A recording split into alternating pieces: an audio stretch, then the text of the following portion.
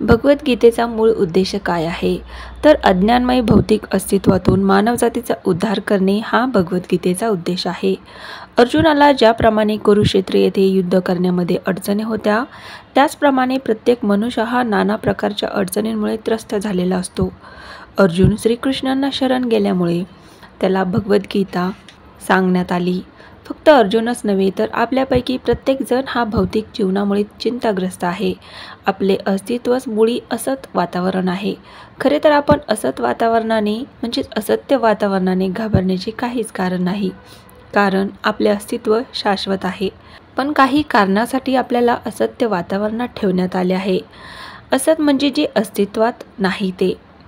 दुःख भोगणाऱ्या अनेक मनुष्य प्राण्यांपैकी जे खऱ्या अर्थाने आपल्या स्वरूपाविषयी म्हणजे आपण कोण आहोत, आपल्याला अशा विचित्र परिस्थितीमध्ये का ठेवण्यात आले आहे, इत्यादी गोष्टींबद्दल जिज्ञासू असे फारच थोडे जण आहेत.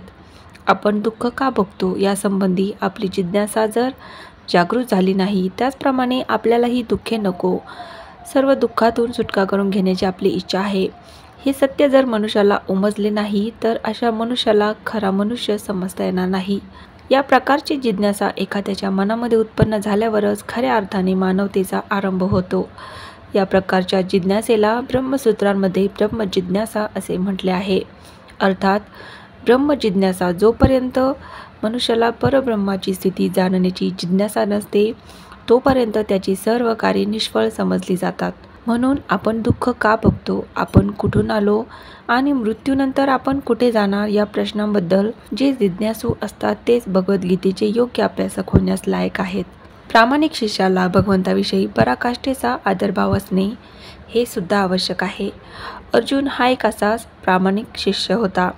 जेव्हा मनुष्य आपल्या जीवनाचे मूळ ध्येय विसरतो, तेव्हा त्या ध्येयाची पुनर्स्थापना करण्यासाठी भगवान श्रीकृष्ण अवतार घेतात. आणि असे असूनही वास्तविक ध्येय जाणणाऱ्या अनेकानेक व्यक्तींपैकी एखादाच खऱ्या अर्थाने स्वतःचे स्वरूप जाणू शकतो व अशा मनुष्यासाठीच भगवद्गीता सांगितली आहे. खरे म्हणजे आपण सर्वांना अज्ञानाच्या वाघिणीने गिळंकृत केले आहे. पण भगवंत सर्व जीवांबद्दल, विशेष करून मनुष्य प्राण्यांबद्दल अत्यंत दयाळू आहेत.